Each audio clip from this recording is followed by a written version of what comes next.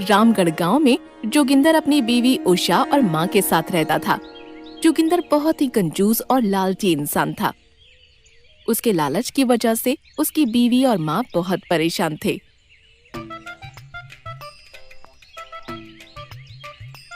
अरे रे रे रे, ये क्या? इस बार घर का खर्च तो बहुत ज्यादा हो गया है। इनको मैं कैसे बताऊं कि पैसे बचाने बहुत जरूरी हैं।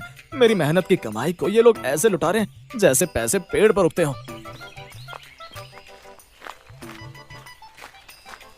अजी सुनते हो, जरा मुझे 2000 रुपए देना, मुझे बाजार से घर का सामान लाना है।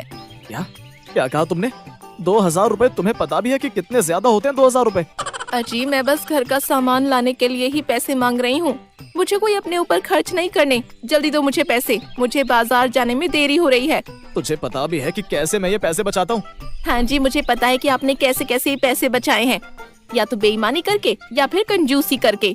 अच्छा अच्छा ठीक है, ये लो 200 रुपए। इससे घर का सामान ले आना और कोशिश करना कि इसमें से कुछ पैसे बच जाएं। क्या 200 रुपए? इतने से रुपयों से मैं घर का क्या ही सामान लेकर आऊंगी, तुम ही बताओ। तुम्हें क्या पता, मैं इससे भी कम रुपयों में इतनी सारी सब्जी लेकर आता हूँ। हाँ जी, मुझे पता है कि आप कैसी सब्जियाँ लेकर आते हो। एकदम सड़ी गली हुई सब्जियाँ बटोर के लेकर आते हो, और कभी कभी तो ऐसी सब्जियाँ होती हैं जिसमें कीड़े चल रहे होते हैं। तो क्या हुआ, बेचारे वो कीड़े कहाँ जाएंगे? उनको भी तो रहने का घर चाहिए। रहने दो, नहीं लाना मुझे कोई भी सामान अब। अरे रुको भाग्यवान, अब आए ना ऊँट पहाड़ के नीचे, अब निकलेंगे इनकी जेब से पैसे। अब जब तुम बाजार जा ही नहीं रही हो तो ये पैसे मुझे वापस दे दो। क्या? हाँ, अब जब तुम बाजार नहीं जा रही तो वापस दे दो मेरे पैसे। हे भगवान, कैसे इंसान से मेरी शादी करवा दी। इतना कंजूस इंसान है ये। इस इंसान ने तो मेरा जीना हराम कर रखा है। ये लो पकड़ो अपने पैसे। ऐसा कहकर उषा गुस्से में वहाँ से चली जाती है। इन लोगों को तो पैसे देते जाओ, इनको क्या पता कि पैसे कैसे कमाते हैं। मुझे पता है कि मैं कितनी मेहनत करता हूँ ये पैसे बचाने के लिए।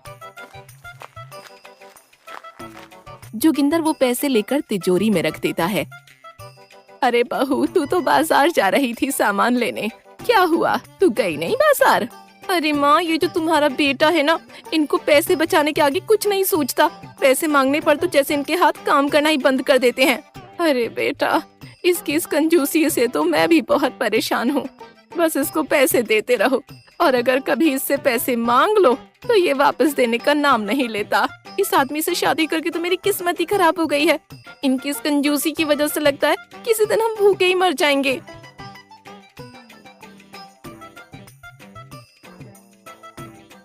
अगले दिन जोगिंदर घर का सामान लेने के लिए दुकानदार के पास जाता है। अरे भाई लालाराम, कैसे हो? आ गया फिर से। हे भगवान, सुबह सुबह किसकी शक्ल देख ली मैंने। अब तो पूरा दिन खराब जाएगा। अरे भाई लालाराम, कहाँ खो गए? जरा मुझे 1 किलो चीनी तो देना। अरे हाँ भाई, देता हूँ, ठंड रख। लालाराम जोगिंदर को 1 किलो चीनी देता है। ले भाई, 50 रुपए हो गए तेरे। क्या? कितने पैसे बताए भाई? अरे भाई, ऐसे हैरान क्यों हो रहा है? 50 रुपए ही तो बोले मैंने। अरे भाई, ये चीनी के दाम तुमने कब से बढ़ा दिए भाई? अरे भाई, ये चीनी के दाम तो कब से बढ़े हुए हैं, तू ही आज इतने दिनों बाद लेने आया है। ठीक है भाई, मुझे 1 पाव ही चीनी दे दो फिर। भाई तू ये ले जाकर भी क्या करेगा? इसे भी यहीं छोड़ दे। अरे भाई, तुमसे जो कहा है वो करो। ठीक है, ये ले तेरा 1 पाव चीनी। और आगे से पहले भाव पूछा कर, फिर मेरे से सामान लेने आया कर। ये तेरा हर बार का ड्रामा है। पता नहीं तेरी ये कंजूसी कब खत्म होगी। अरे भाई, मुझे ज्यादा भाषण देने की जरूरत नहीं है, ये पकड़ो अपने पैसे। ऐसा कहकर जोगिंदर गुस्से में लालाराम को पैसे देकर वहाँ से चला जाता है। लालाराम जोगिंदर के जाने के बाद अपने नौकर से बोलता है, इसकी कंजूसी तो दिन पर दिन बढ़ती जा रही है। न जाने इसकी वजह से इसके घर वालों का क्या हाल होता होगा। पता नहीं ये लालाराम अपने आप को कितना होशियार समझता है। जब भी इससे सामान लेने जाओ तभी भाषण देना चालू कर देता है। चलो, इस चीनी से 1 हफ्ते का गुजारा तो हो ही जाएगा। जोगिंदर वो चीनी लेकर अपने घर जाता है। अरे उषा, कहाँ हो? ये लो, मैं चीनी ले आया हूँ। उषा जब बाहर आती है तो देखकर हैरान हो जाती है। कहाँ है चीनी? तुम क्यों मुझे पागल बना रहे हो? मुझे तो कहीं तुम्हारे हाथ में चीनी नहीं दिखाई दे रही। अरे उषा, ये देखो, ये रही चीनी, ये लो। इससे ये हफ्ता तो आराम से निकल जाएगा। हाय, कितनी सारी चीनी लेकर आए हो। इससे तो आप पूरे गांव में खीर बनाकर बांट सकते हो, है ना? अरे उषा, तू ऐसे क्यों बोल रही है? अरे कंजूसी की भी हद होती है। हाय राम, ये कैसे इंसान से शादी करवाई मेरी, इसकी कंजूसी। हाय राम। ये सब सुनकर जोगिंदर की माँ बाहर आती है। अरे क्या हुआ, ये इतना शोर क्यों हो रहा है? अरे माँ देखो ना इनकी कंजूसी, इतनी सी चीनी लेकर आए हैं और उसे भी बोल रहे हैं कि 1 हफ्ते तक चल जाएगी। इनकी इस हरकत की वजह से पूरे गांव में हमारी बेइज्जती हो रखी है। सब देखकर बोलते हैं वो देखो आ गई कंजूस की बीवी, और हमारा मजाक बनाते हैं। तो क्या उन लोगों की बातें एक कान से सुनो और दूसरे से निकाल दो? दुनिया का क्या है, इनका तो काम ही यही है। हाय राम जोगिंदर, तेरी कंजूसी की भी हद होती है। इतनी कंजूसी करके ये पैसा कहाँ लेकर जाएगा? तुम दोनों को तो बस पैसा खर्च करना आता है, कभी सोचा है कि मैं ये पैसे कैसे कमाता हूँ? ऐसा कहकर जोगिंदर गुस्से में बाहर जाने लगता है। अब तू कहाँ जा रहा है? कहीं नहीं, बस बाल कटवाने जा रहा हूँ। जोगिंदर बाल कटवाने नाई की दुकान पर जाता है।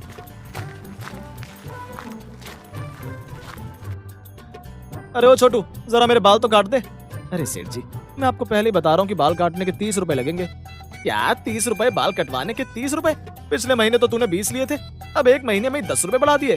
अरे सेठ जी, आपने मार्केट में जाकर देखा है, इससे भी ज्यादा भाव चल रहा है। मैं फिर भी उन लोगों से कम पैसे लेता हूँ। अच्छा, तू जो कहेगा मैं वो मान लूंगा क्या? पहले तू जो 20 रुपए में करता था उसी में कर। देखो सेठ जी, मैं अच्छे बाल काटने के 30 रुपए से 1 पैसा कम नहीं लूंगा। अगर कटवाने हैं तो बैठो, नहीं तो जाओ। अच्छा ठीक है, तो 20 रुपए में ही जैसे बाल काटे वैसे काट दे। देख लो सेठ, मैं तो काट दूंगा, फिर मुझसे मत बोलना। हाँ, मैं कह रहा हूँ ना कि 20 रुपए में मेरे बाल काट दे। छोटू 20 रुपए के हिसाब से जितने बाल काटने होते हैं उतने काट देता है। ये लो सेठ जी, काट दिए मैंने आपके बाल 20 रुपए के हिसाब से। अबे ये तूने मेरे बालों का क्या कर दिया? ऐसे बाल काटने के तुझे 20 रुपए दूं? इससे अच्छा तो मैं खुद ही घर पे बाल काट लेता। सेठ जी, मैंने आपसे पहले कहा था कि बाद में मुझसे मत बोलना। मेरे पैसे दो और निकलो यहाँ से। अबे तू ये किस बात के पैसे मांग रहा है? बल्कि मेरे ऐसे बाल काटने के तो तुझे मुझे पैसे उल्टा देने चाहिए। तूने मेरे सारे बाल खराब कर दिए। सेठ जी, मेरे 20 रुपए दो और निकलो यहाँ से। नहीं दे रहा मैं तेरे पैसे। बोल क्या करेगा तू?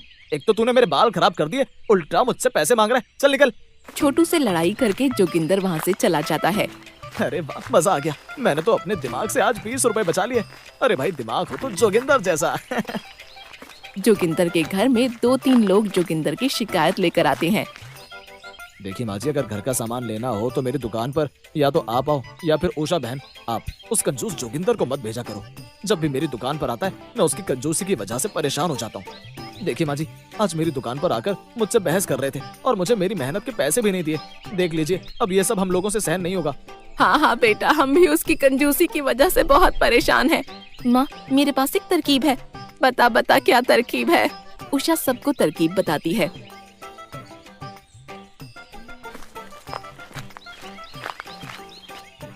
जोगिंदर घर आता है तो देखता है कि उसकी माँ बीमार पड़ी है। अरे माँ, क्या हुआ तुझे? और तेरी तबीयत ठीक नहीं लग रही है। अरे बेटा, मुझसे उठा नहीं जा रहा, बहुत तबीयत खराब है, तो मुझे अस्पताल ले चल।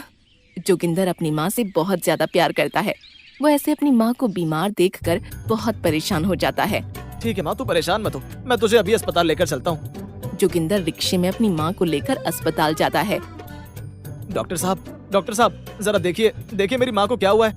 रुको देखता हूँ। डॉक्टर जोगिंदर की माँ का चेकअप करता है।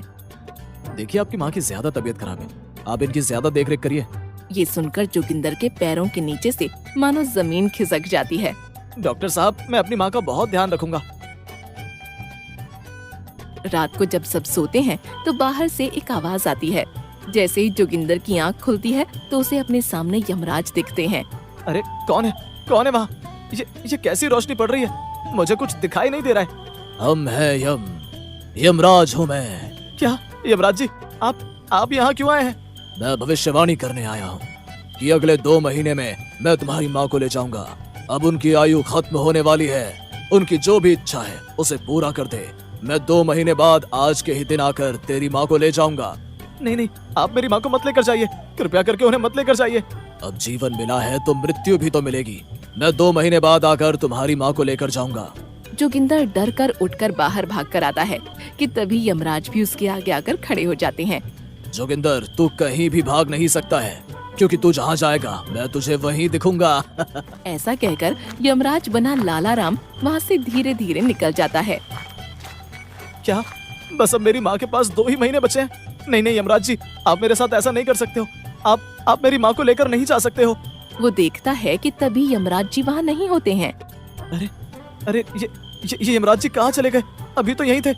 जोगिंदर इधर उधर देखता है लेकिन उसे यमराज जी कहीं नहीं दिखते।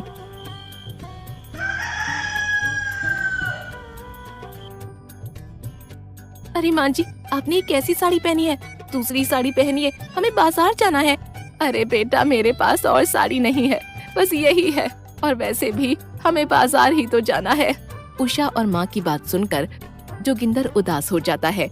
मैंने माँ और उषा को अपनी कंजूसी की वजह से बहुत परेशानी दी है। मैं अब से माँ और उषा की हर जरूरत को पूरा करूंगा। ऐसा कहकर जोगिंदर बाजार से अपनी माँ और उषा के लिए साड़ी खरीद कर लेकर आता है। माँ और उषा, कहाँ हो आप दोनों? देखो मैं आप दोनों के लिए क्या क्या लेकर आया हूँ। जोगिंदर की आवाज सुनकर जोगिंदर की माँ और उषा बाहर आते हैं। अरे बेटा, क्या हुआ? क्या ले आया है तू ऐसे जो चिल्ला रहा है? माँ देखो, मैं आप दोनों के लिए साड़ी लेकर आया हूँ। क्या साड़ी? वो भी आप लाए हो? हाँ उषा देख, मैं तुम दोनों के लिए साड़ी लाया हूँ। जोगिंदर माँ और उषा को साड़ी दे देता है। अरे बेटा, आज तुझे क्या हो गया जो तू ये साड़ी लेकर आया हमारे लिए? माँ कुछ नहीं, मैं अब आप दोनों के लिए वो हर चीज करूंगा जिससे आप दोनों खुश रहो। माँ जी, लगता है हमारी तरकीब काम कर रही है। हाँ बेटा, मुझे तो लगता है कि ये सब तेरी तरकीब का ही असर है। क्या हुआ माँ? आप दोनों ऐसे फुसफुसा क्यों रहे हो? अरे नहीं नहीं, वो तो बस ऐसे ही। अच्छा ठीक है, मैं अब थोड़ी देर आराम करने जा रहा हूँ। ठीक है बेटा, तू जाकर आराम कर ले। जोगिंदर अंदर चला जाता है। माँ, मुझे लगता है हमारा काम बन गया। उषा ये लो, आज रात खाने में मटर पनीर की सब्जी बना लो। क्या? मटर पनीर की सब्जी? आपकी तबीयत तो ठीक है ना? सुबह सुबह आप हमारे लिए साड़ी लेकर आए और अब मटर पनीर की सब्जी? हाँ, वो माँ को मटर पनीर की सब्जी बहुत पसंद है, तो इसलिए सोचा कि आज खाने में यही बनाए। ठीक है जी, आज मैं यही बना देती हूँ। ऐसे ही 2 महीने बीत जाते हैं।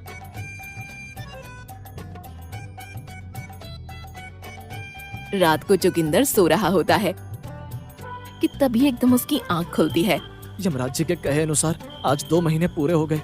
जोगिंदर चिल्लाता माँ, हुआ भागकर माँ, अपनी माँ के पास माँ, जाता है। माँ, जोगिंदर को ऐसे चिल्लाता हुआ देखकर जोगिंदर की माँ और उषा उठ जाते हैं। माँ, माँ, अरे अरे, रुक रुक, क्या हुआ तुझे? क्यों चिल्ला रहा है ऐसे? माँ तू ठीक है ना? माँ तुझे कुछ हुआ तो नहीं ना? माँ बताना, तू ठीक है ना माँ? अरे हाँ, मैं ठीक हूँ। क्या हुआ तुझे? तू ऐसे आधी रात को उठकर चिल्ला क्यों रहा है? हाँ जी, क्या हुआ? आप ऐसे क्यों चिल्ला रहे हो? क्या कोई बुरा सपना देख लिया आपने? नहीं उषा, वो यमराज जी ने कहा था कि आज वो माँ को ले जाएंगे। क्या यमराज मुझे ले जाएंगे? तुझे ऐसा किसने कहा? नहीं माँ, वो मुझे यमराज जी ने कहा था। तो पागल तो नहीं हो गया? जोगिंदर उषा और माँ को सब कुछ बता देता है। अच्छा, मैं समझ गई। असल में तुमने इन दिनों माँ की बहुत देखभाल की है, इसलिए शायद ये सब देखकर यमराज जी ने माँ की आयु को और बढ़ा दिया, जिससे तुम माँ की और देखभाल कर सको।